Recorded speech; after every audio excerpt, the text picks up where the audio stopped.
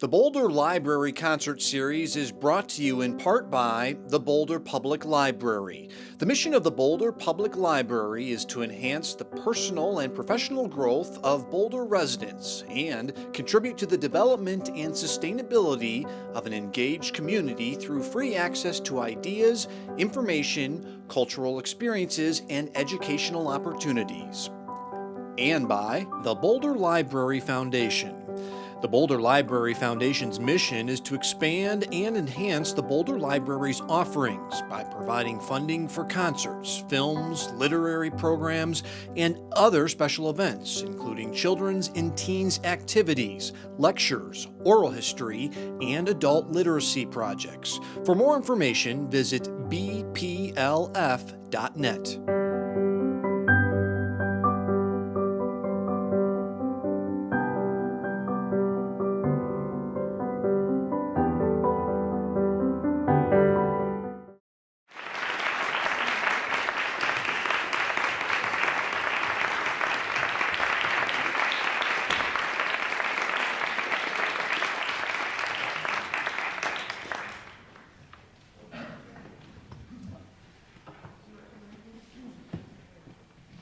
Good afternoon, everyone. We're delighted to be performing here at the Boulder Library today. We'd like to thank the Friends of the Boulder Library and Colorado Creative Industries for sponsoring today's concert. Is anyone here excited about Halloween? Good. We have a lot of spooky French music for you today. We'll start with Saint-Saëns' Danse Macabre today, which was originally written for orchestra.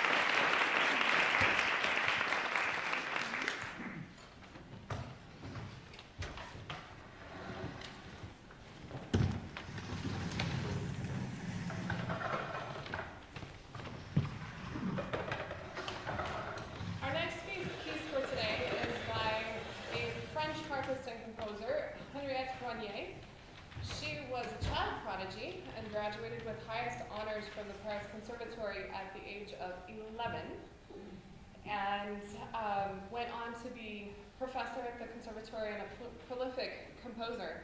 This piece, Légende, is written after a poem called Les Elfes, or The Elves, by Leconte de Lisle.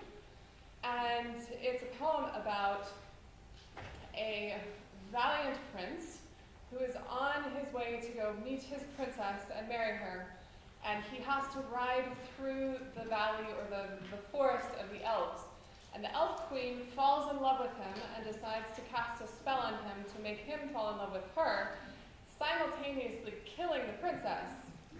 And when he finds out that the princess is killed, he goes into a rage, and everyone is sad.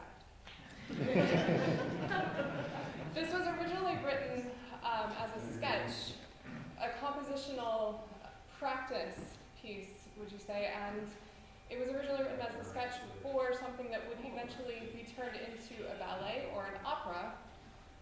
She did not turn it into a ballet or an opera. Composers will oftentimes sketch things out musically for string quartet or for piano, and then later on expand it into a full symphonic work. And instead of writing for quartet or for piano for this piece, she wrote it for solo harp and just left it there. This is Légende.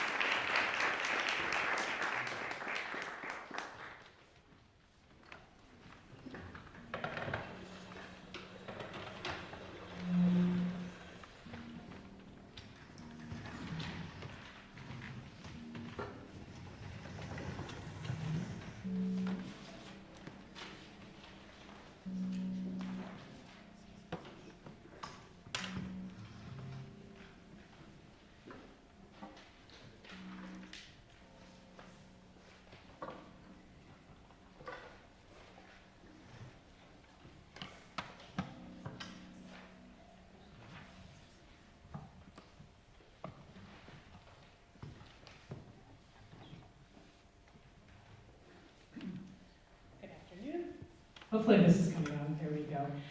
Any Edgar Allan Poe fans here? Oh, sorry, me too. He was quite amazing. You're really in for a treat. Poe's story, Masque of the Red Death, is a haunting, downright chilling tale about Prince Prospero and his wealthy guests who were trying to escape the plague by hiding out in an abbey. The story was set to music by French composer André Caplet, who was a contemporary of Debussy and Ravel. Actually, Debussy trusted Caplet to orchestrate many of his pieces. He did not have a very long life. He was 47 when he died in 1925, and he would not have actually known Edgar Allan Poe, who died in 1849. Both men had relatively short lives and careers, but they were very powerful and passionate artists in their own right. The reason that French citizens, artists, writers, composers, knew Edgar Allan Poe's work was because Charles Baudelaire, the wonderful symbolist poet, translated the works of Edgar Allan Poe into French and made them accessible to people. So Caplet was not the only French composer who set Poe's stories to music. Debussy and Florent Schmitt also set very interesting works to stories of Edgar Allan Poe. Caplet followed the Poe story pretty closely in his quintet, and I'd like to demonstrate just some of the sound effects that happened way before Pixar and Disney that actually may have inspired some of the composers for that. So you're going to hear a tremolo. And then we have an effect where we play close to the bridge that perhaps John could demonstrate. Very spooky sound ponticello. You might hear some harmonics. Just kind of flute-like eerie sound on a string instrument. And then of course the harp. We'll be doing a lot of glissandos that you'll hear, and there's actually a moment when death comes knocking. Listen carefully, it's near the end of the piece. That Anne-Marie gets to knock on her harp. So we hope you enjoy this truly wonderful piece, and we're so glad that Mayor Trevathan can join us for this.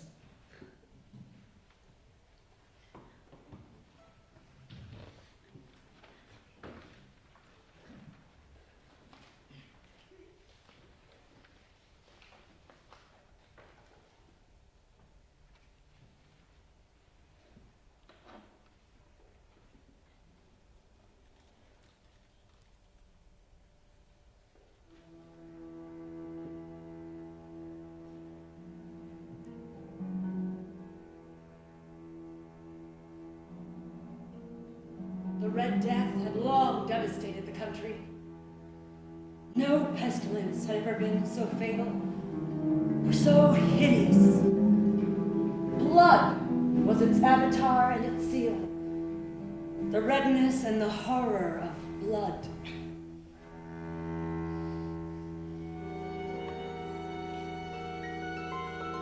There were sharp pains and sudden dizziness, and then profuse bleeding at the pores. Scarlet stains upon the body, and especially upon the face of the victim, shut one out from the aid and from the sympathy of his fellow men. And the whole seizure, progress, and termination of the disease were the incidents of half an hour.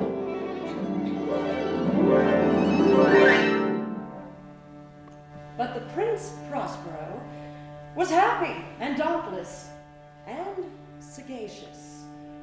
When his dominions were half depopulated, he summoned to his presence 1,000 light-hearted friends from among the knights and dames of his court, and with these retired to the deep seclusion of one of his abbeys. This was an extensive and magnificent structure, the creation of the prince's own eccentric, yet august taste. A strong and lofty wall girdled it in. This wall had gates of iron. The abbey was amply provisioned, with such precautions that courtiers might bid defiance to contagion. In the meantime, it was folly to grieve or to think. The prince had provided all the appliances of pleasure. There were buffoons, there were ballet dancers, there were musicians, there was wine. All these and security were within. Without was the Red Death.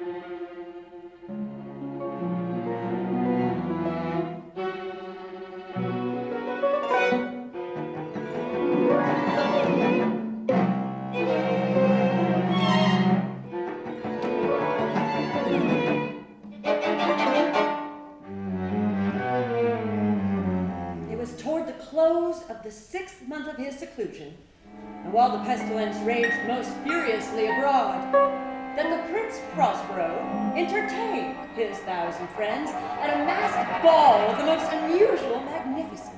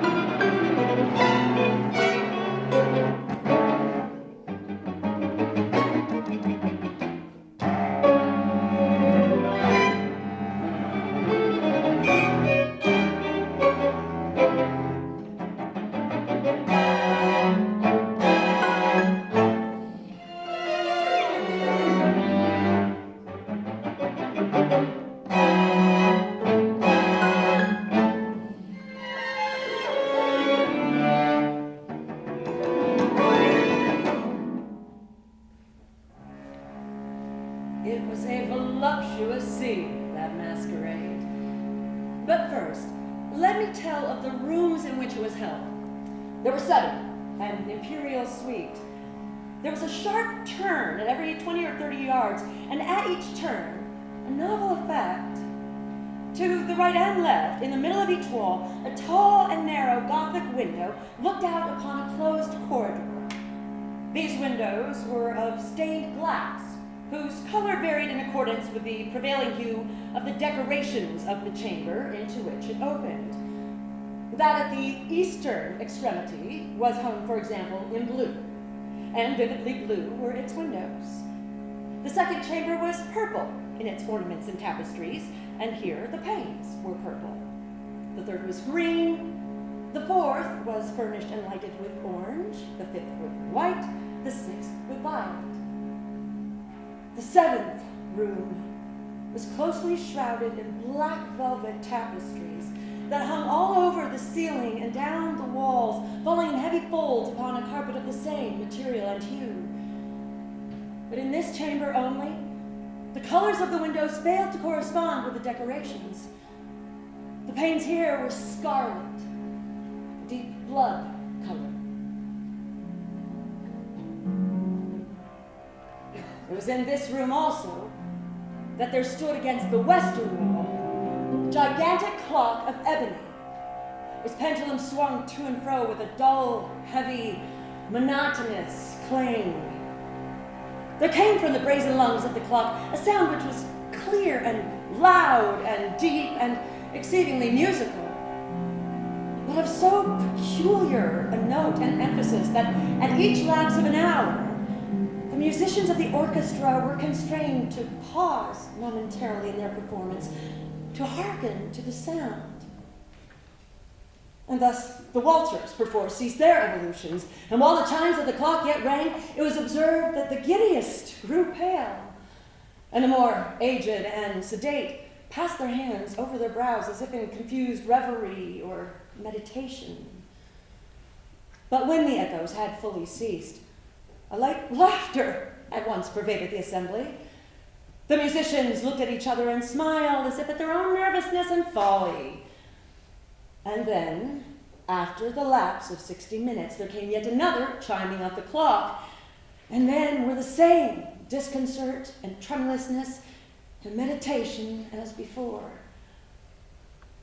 But, in spite of these things, it was a gay and magnificent revel.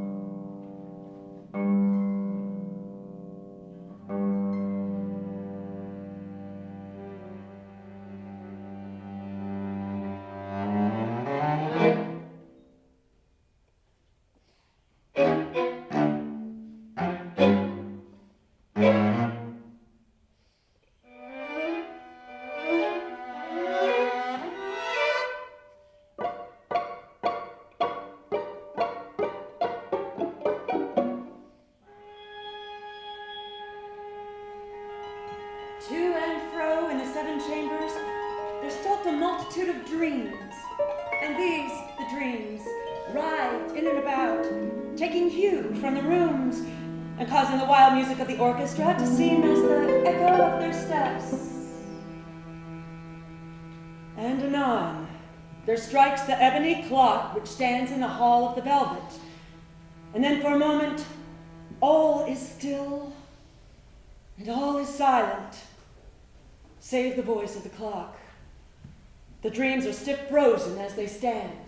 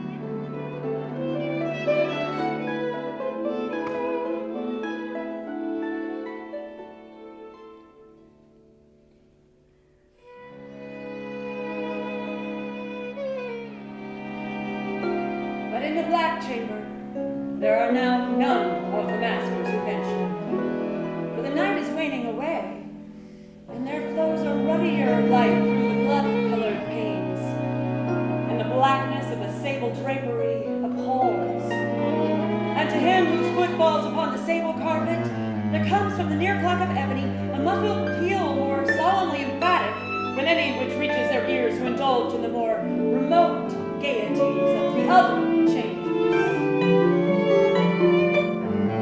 But these other chambers were densely crowded, and in them beat feverishly the heart of life.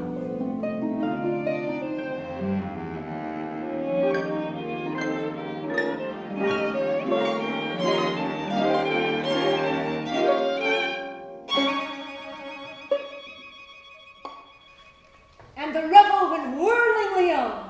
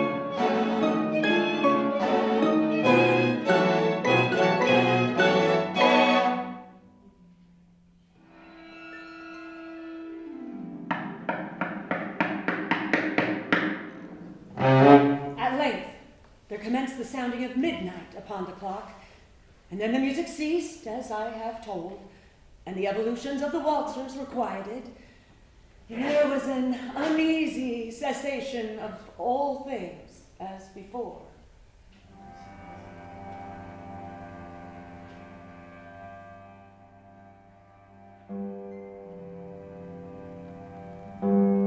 Now, there were 12 strokes to be sounded by the bell of the clock. And thus it happened that before the last echoes of the last chime, there were many individuals in the crowd who had become aware of the presence of a masked figure, which had arrested the attention of no single individual before. And the rumor of this new presence having spread itself whisperingly around, there arose at length from the whole company a buzz or murmur expressive of disapprobation and surprise, then finally of terror, of horror, and of disgust.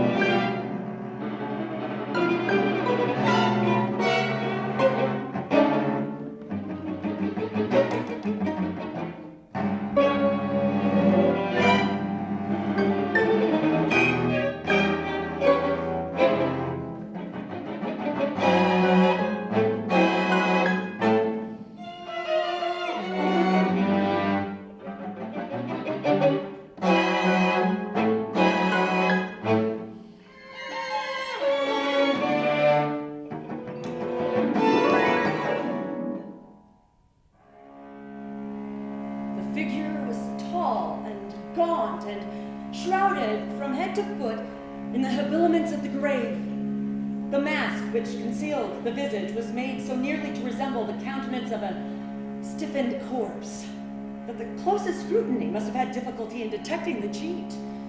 And yet all this might have been endured if not approved by the mad revelers around. But the figure had gone so far as to assume the type of the Red Death.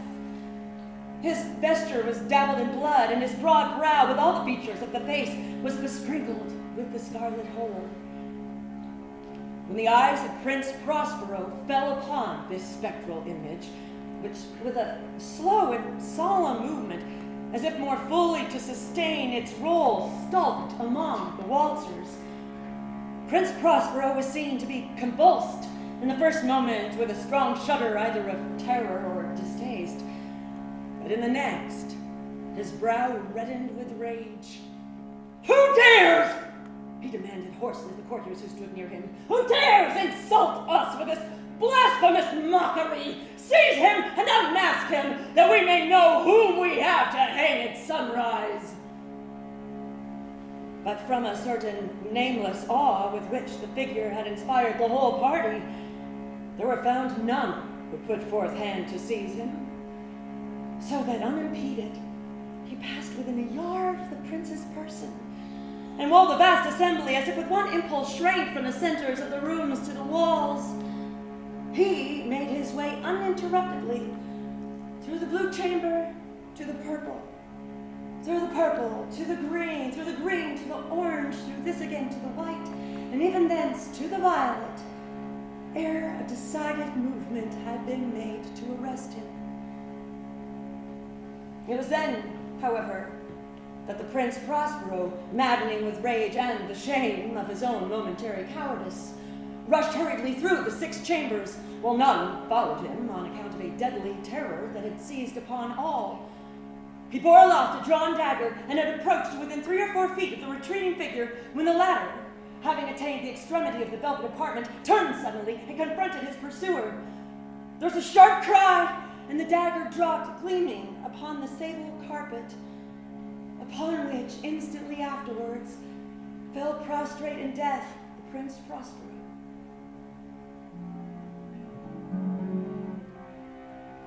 Then, summoning the wild courage of despair, the throng of the revelers at once threw themselves into the black apartment, and seizing the tall figure within the shadow of the ebony clock, gasped in unutterable horror at finding the grave cerements and corpse-like Masque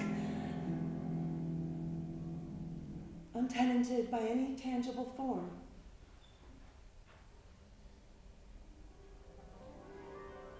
And now was acknowledged the presence of the Red Death. He had come like a thief in the night, and one by one dropped the revelers in the blood-bedewed halls of their revel, and died each in the despairing posture of his fall. And the life of the ebony clock went out, and the flames of the candles expired, and darkness and decay and the Red Death held illimitable dominion over all.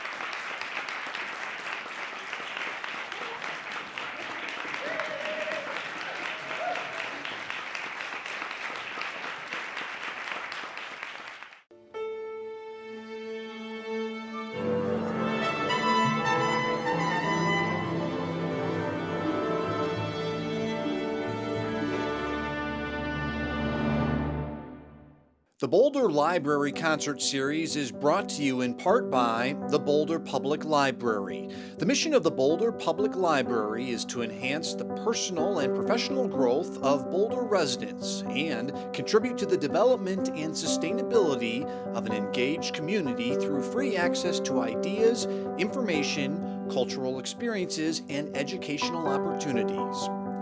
And by Boulder Library Foundation. The Boulder Library Foundation's mission is to expand and enhance the Boulder Library's offerings by providing funding for concerts, films, literary programs, and other special events, including children's and teens activities, lectures, oral history, and adult literacy projects. For more information, visit bplf.net.